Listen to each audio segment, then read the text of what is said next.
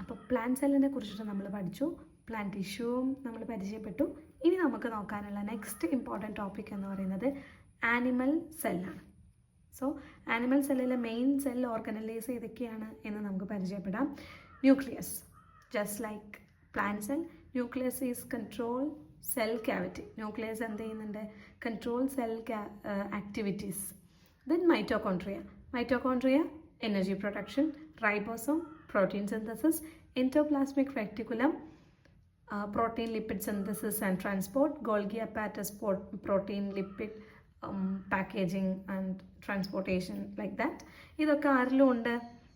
Plant സെല്ലിലും ഉണ്ട്. അപ്പോൾ നമുക്കറിയാം ഇവരൊക്കെ. ഇനി പ്ലാന്റ് സെല്ലിൽ ഇല്ലാത്തതും ആനിമൽ സെല്ലിൽ പ്രസൻ്റ് ആയിട്ടുള്ള 2 ആൾക്കാരെ നമുക്ക് പഠിക്കാനുണ്ട്. First one is lysosome, second one is centriole. Lysosome എന്ന് പറയുന്ന ആൾ എന്താ ചെയ്യുന്നത്? It destroys foreign body or waste digestion. Waste ഡൈജഷനും അല്ലെങ്കിൽ ഫോറിൻ ബോഡീനെ ഡിസ്ട്രോയ് ചെയ്യാനൊക്കെ ഹെൽപ്പ് ചെയ്യുന്ന ആളാണ് ലൈസോസോം. ദെൻ സെൻട്രിയോൾ സെൽ ഡിവിഷന് ഹെൽപ്പ് ചെയ്യുന്നതാണ്, particularly in the formation of spindle fibres that separate chromosome. അപ്പോൾ നമ്മുടെ സെൽ ഡിവിഷൻ്റെ സമയത്ത് സ്പിൻഡിൽ ഫൈബർ ഫോർമേഷനും ക്രോമോസോമിന് സെപ്പറേറ്റ് ചെയ്യുകയൊക്കെ വേണം. അപ്പോൾ അതിന് ഹെൽപ്പ് ചെയ്യുന്ന ആളാണ് centriole. Then animal cells don't have cell wall because they need or require flexibility four movement and growth. Animal സെല്ലിന് സെൽ വാളില്ല, ബട്ട് പ്ലാന്റ് സെല്ലിൽ നമ്മൾ പഠിച്ചു സെൽ വാളുണ്ട്. അതെന്തുകൊണ്ടാവും? ആനിമൽ സെല്ലിന് ഫ്ലെക്സിബിലിറ്റി വേണം, മൂവ്മെൻ്റ് ഉണ്ട്, ഗ്രോത്ത് ഉണ്ട്. അപ്പോൾ ഇത്തരം കാര്യങ്ങളൊക്കെ ഉണ്ടാകുമ്പോൾ സെൽ വാൾ എന്താ ചെയ്യുന്നത്? Cell wall provide structural support, definite shape and prevent cell from bursting due to the excessive water intake from osmosis. അപ്പോൾ പ്ലാന്റിനെ പ്രൊട്ടക്റ്റ് ചെയ്യാനും അതിനൊരു സ്ട്രെങ്ത് പ്രൊവൈഡ് ചെയ്യാനും ആ ഒരു സ്ട്രക്ചർ മെയിൻറ്റെയിൻ ചെയ്യാനും ഒക്കെയാണ് സെൽ വാൾ. ബട്ട് ആനിമൽ അങ്ങനെയല്ലല്ലോ. ആനിമലിന് മൂവ്മെൻ്റ് ഉണ്ട്, ഗ്രോത്ത് ഉണ്ട്, ഫ്ലെക്സിബിലിറ്റി ഉണ്ട്. അപ്പോൾ ആനിമൽ സെൽസിന് സെൽ വാളിൻ്റെ ആവശ്യം ഇല്ല. ദെൻ പിന്നെ വരുന്നതാണ് animal cells are heterotrophs and obtain their food from external sources. അതുകൊണ്ട് എന്ത് വേണ്ട? ആനിമൽസ് ഹെറ്ററോട്രോപ്സ് ആണ്, ഫുഡ് എക്സ്റ്റേണൽ സോഴ്സിൽ നിന്നാണ് കിട്ടുക. അപ്പോൾ അതിന് ക്ലോറോപ്ലാസ്റ്റിൻ്റെ ആവശ്യമില്ല. ക്ലോറോപ്ലാസ്റ്റ് ഇൻ ദ സെൻസ് പ്ലാസ്റ്റിഡ്സിലെ ക്ലോറോപ്ലാസ്റ്റ്, ക്രോമോപ്ലാസ്റ്റ്, ല്യൂക്കോപ്ലാസ്റ്റ് എന്നൊക്കെ പറഞ്ഞിട്ടുള്ള പ്ലാസ്റ്റിഡ്സിനെ നമ്മൾ കഴിഞ്ഞ ക്ലാസ്സിൽ പരിചയപ്പെട്ടു. അവർ ഫുഡ് സ്റ്റോറേജിനും അവർ പിന്നെ കളറായിട്ട് ബാക്കിയുള്ളവരെ അട്രാക്റ്റ് ചെയ്യാനും ഒക്കെ ആയിരുന്നു. പോളിനേറ്റിംഗ് ഏജൻസിനെ അട്രാക്റ്റ് ചെയ്യാനാണ് ക്രോമോപ്ലാസ്റ്റുകൾ അത്രയും ഫ്ലവേഴ്സിനൊക്കെ കളർ കൊടുക്കുന്നതെന്നൊക്കെ നമ്മൾ പറഞ്ഞു. ആനിമൽസിന് അതിൻ്റെ ആവശ്യമില്ല. ആനിമൽസ് സ്വന്തമായിട്ട് ഫുഡ് ഉണ്ടാക്കുന്നില്ല, അവർ എക്സ്റ്റേണൽ സോഴ്സിൽ നിന്ന്. മെയിൻലി ആനിമൽ സെൽസ് നമ്മുടെ ഫുഡ് ചെയിനിലെ പ്രൊഡ്യൂസേഴ്സാണ് പ്ലാന്റ്സ്, കൺസ്യൂമേഴ്സാണ് ആനിമൽസ്. സോ നമ്മൾ ഡിപ്പെൻഡ് ചെയ്യാണ്, ഹെറ്ററോട്രോപ്പാണ്, നമ്മൾ സ്വന്തമായിട്ട് ഫുഡ് ഉണ്ടാക്കുന്നില്ല. That is why we don't need plastids. Then plant cell don't have lysosome because this function is performed by lytic vacuole. Vacuole ഉണ്ട് നമ്മുടെ പ്ലാന്റിന്, കമ്പാരിറ്റീവ്ലി വലിയ വാക്യൂളാണ്. ഈ വാക്യൂള് ലൈസോസോമിൻ്റെ ജോലിയും കൂടെ എടുക്കും. അപ്പോൾ പിന്നെ നമുക്ക് സ്പെഷ്യലായിട്ട് വേറൊരു ലൈസോസോം എന്ന് പറയുന്ന ഒരു സെൽ ഓർഗനലിൻ്റെ ആവശ്യമില്ല. Then comes animal tissue. നമുക്ക് ഒരു 4 ആനിമൽ ടിഷ്യൂസിനെ പഠിക്കാനുണ്ട്. ഫസ്റ്റ് വൺ എപ്പിത്തേലിയൽ ടിഷ്യൂ എന്താണ്?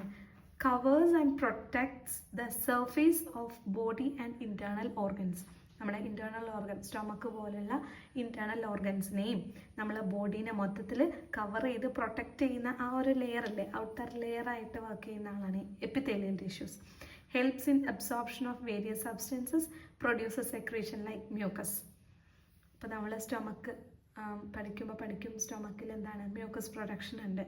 നമ്മുടെ ഹൈഡ്രോക്ലോറിക് ആസിഡ് എന്നൊക്കെ നമ്മുടെ സ്റ്റൊമക്ക് വാളിനെ പ്രൊട്ടക്റ്റ് ചെയ്യാൻ, അങ്ങനെയുള്ള കാര്യങ്ങൾക്കൊക്കെ ഈ എപ്പിത്തേലിയൽ ടിഷ്യൂവിൽ വരുന്ന സെക്രീഷൻസ് ആണ് അതിനെ ഹെൽപ്പ് ചെയ്യുന്നത്.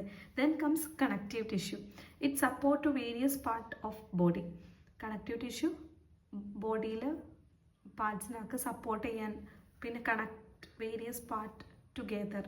ഈ കണക്റ്റീവ് ടിഷ്യൂസിലാണ് ബോൺ, ബ്ലഡ്, ഫൈബ്രസ് ടിഷ്യൂ അങ്ങനെയുള്ളവരൊക്കെ വരിക.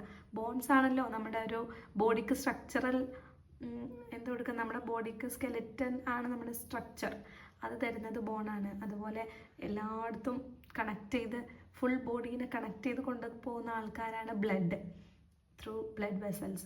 So they are the connective tissue. Then muscle tissue. Muscle tissue എന്താണ്? നമ്മുടെ മസിൽസിൽ കാണുന്ന ടിഷ്യൂ ആണ്. They helps in body movement and locomotion. Movement and ലോക്കോമോഷന് ഹെൽപ്പ് ചെയ്യുന്നതാണ് muscle tissue. Cells can contract and relax.